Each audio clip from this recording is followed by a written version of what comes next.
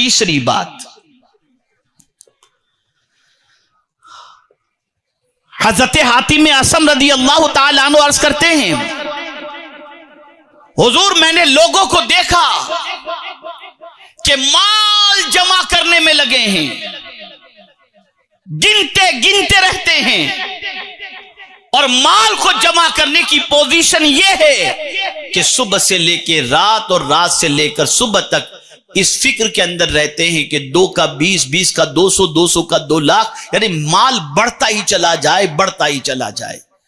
لیکن حضور مال میں بھی کماتا ہوں لیکن جمع کر کے نہیں رکھتا، اللہ کے نام پہ خرچ کرتا رہتا ہوں، اللہ کے نام پہ خرچ کرتا رہتا ہوں۔ اور یہ میں نے آپ کی صحبت میں رہ کر قرآن سنا اور سیکھ کر کے میں نے یہ کیا۔ کیا قرآن کہتا ہے؟ قرآن کہتا ہے ما عندکم ینفد وما عند اللہ باق، جو تمہارے پاس ہے وہ ختم ہو جائے گا اور جو اللہ کے پاس ہے وہ باقی رہنے والا ہے۔ تو میں روانہ کر دیتا ہوں اللہ کے پاس جو ہمیشہ باقی رہے۔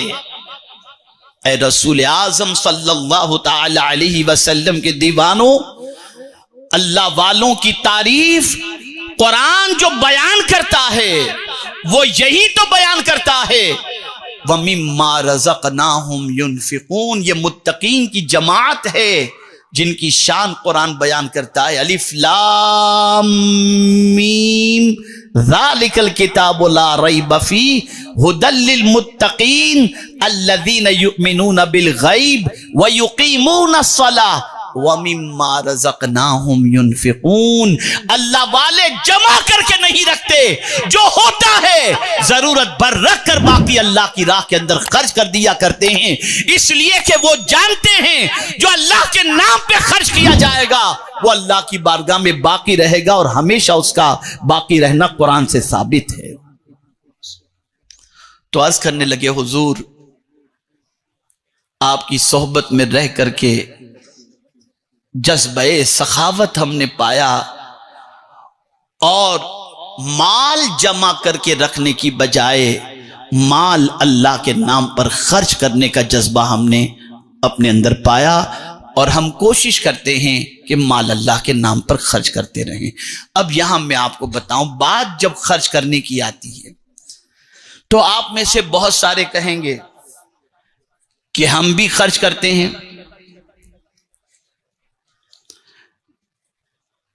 تو ذرا ٹھنڈے دماغ سے سوچیے گا خرچ کیا کرتے ہیں، کتنا کرتے ہیں۔ سائل دروازے پر آئے، کل کا کھانا ہو تو دے دو۔ اگر ماہ رمضان کے اندر غریبوں کو کپڑا پہنانا ہے تو سستے والا کپڑا خرید کر غریبوں کو دو، جو آپ پہنتے وہ نہیں، جو خود ہم پہنتے ہیں نا ویسا کپڑا نہیں۔ مارکیٹ میں تلاش کرنے نکلیں گے سستا کپڑا کون سا ہے، اور پھر وہ سستا کپڑا اللہ کے نام پر دیں گے۔ جو خود کو پسند ہے وہ اللہ کے نام پر نہیں۔ تو قرآن نے کہا لن تنالوا البر حتی تنفقوا مما تحبون وما تنفقوا من شیء فی، جو کچھ تم خرچ کرتے ہو اللہ سب جانتا ہے۔ ہرگز نیکی کو نہیں پہنچو گے جب تک کہ اپنی محبوب چیز اللہ کے نام پہ خرچ نہ کرو۔ گھٹیا چیز جو تم اپنے لیے پسند نہیں کرتے اسے اللہ کے نام پر دے کر تم یہ تصور کرتے ہو کہ تم نیکی کما لیے۔ نہیں، محبوب چیز کو اللہ کے نام پر دو۔ حضرت عمر ابن عبدالعزیز رضی اللہ تعالی عنہ، جن کے دور کو خلافت راشدہ کے دور کے مطابق تعبیر کیا جاتا ہے، وہ جب کوئی مانگتا تو بھر بھر کے گونیاں شکر کی بھجواتے تھے، زیادہ تر شکر بھجواتے تھے۔ ان سے کسی نے پوچھا کہ حضرت آپ آٹا دال نمک کیوں نہیں بھجواتے ہو، گونی بھر بھر کے شکر کیوں بھجواتے ہو؟ تو جواب میں عرض کرتی تھی مجھے شکر بہت پسند ہے نا، اس لیے قرآن نے کہا اپنی محبوب چیز کو اللہ کے نام پہ قربان شکر دے۔ ذرا دیکھو ہماری پوزیشن کیا ہے، خرچ کرنے والی بات تو کرتے ہیں لوگ، لیکن ذرا دیکھو کیا خرچ کرتے ہو، کون سی چیز اللہ کے نام پہ دیتے ہو۔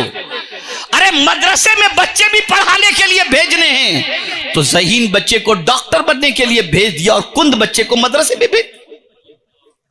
یہ سوچ، یہ مینٹلیٹی، یہ فکر۔ تو حضرت حاتم اصم رضی اللہ تعالیٰ عنہ عرض کرتے ہیں کہ حضور میں نے جب پڑھ لیا اور آپ کی صحبت سے میں نے پا لیا کہ جو کچھ ہمارے پاس ہے وہ ختم ہو جائے گا اور جو اللہ کے پاس ہے وہ باقی رہنے والا ہے، تو ہم نے وہاں جمع کر دیا، بھیج دیا اللہ کی بارگاہ کے اندر۔ اور مجھے یہاں پر حضرت ابو ذر رضی اللہ تعالیٰ عنہ کا واقعہ یاد آتا ہے۔ ان سے ملاقات کے لیے ایک صحابی پہنچے، گھر میں پہنچے، دیکھا تو کوئی سامان نہیں۔ کہا ابو ذر تمہیں تو اتنا بہت سارا مال تمہیں ملا تھا، کہاں گیا سب؟ تمہارے گھر میں تو کچھ بھی نہیں۔ کہا دوسرے گھر میں بھیج دیا ہوں۔ اب وہ سمجھے کہ دوسری شادی انہوں نے کی ہوگی، تو انہوں نے پوچھ لیا یار دوسری شادی تم نے کی بتائے بھی نہیں، کہاں ہے دوسرا گھر تمہارا؟ کہا آخرت ہے، آخرت ہے، وہاں کے لیے میں نے بھیج دیا، دوسری شادی وغیرہ نہیں کی، میں نے جو مال تھا سب آخرت کے لیے بھیج دیا۔ وہ جانتے تھے کہ آخرت میں کوئی کسی کے کام نہیں آئے گا، یہی کیا ہوا آخرت میں کام آئے گا،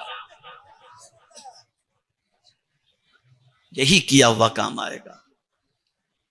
تو حضرت حاتم اصم نے عرض کیا کہ حضور میں نے یہ بات آپ کی صحبت میں رہ کر کے سیکھی۔